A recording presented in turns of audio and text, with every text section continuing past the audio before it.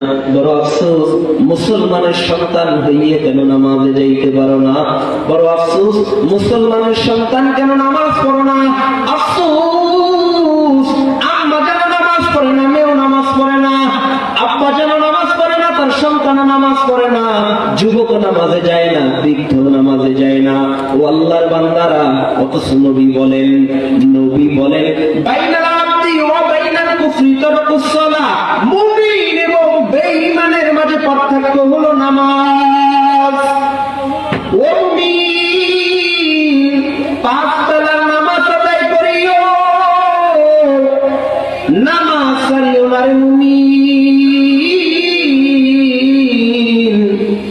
জীবনটারে নামাজ দিয়ে সাজায় নাও, মাওলার কাছে তওবা করো রে মালিক, জীবনে এমন কোন গুনাহ নাই যে করি নাই, তুমি আমাকে মাফ কইরা দাও। আজকে থেকে 5 বেলার নামাজ ছাড়বো না।